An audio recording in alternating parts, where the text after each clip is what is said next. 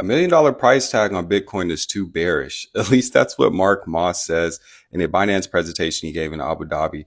Now, it's really interesting because he goes through the steps of what it takes for something to become a unit of exchange. First, it's a collectible, then it has a store of value, and then it makes its way through the stages, which Bitcoin is doing, which is really interesting. He also talks about how retail investors get in first, then institutions, and then we see that turning point for something really becoming valuable.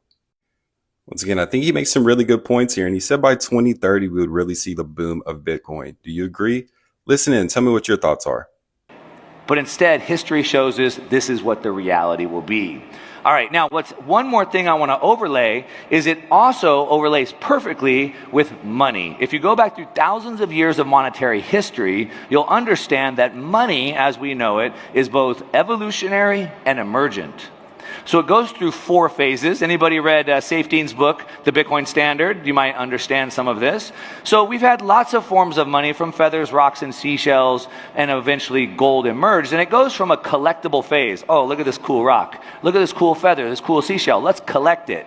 Now, some things, obviously not all of them, some collectibles could evolve to the next stage, which becomes of store of value.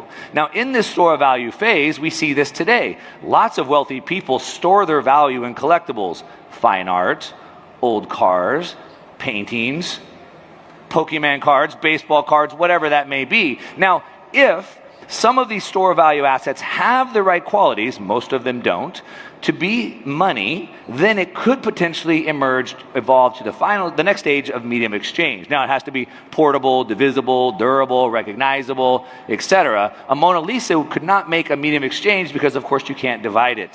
A cow could be divided, but it's not fungible parts for parts. So if we have the right attributes, we can go to the medium exchange. And then ultimately, if we've met all of these levels, we could go to the unit of account. So this overlays perfectly with technology. So we're witnessing all of this at one time. So let's just break down. Let's jump into the past real quick. Let's just recap where we're at. Phase 1, which is eruption. This is from 2010 to 2020. We're going to go pretty quick through this. So in this phase, again, this really is represented by retail adoption. All right, in this first phase, it's defined by the same challenges, though, as every other one of these revolutions in history, which is the technology is limited by scalability. All right,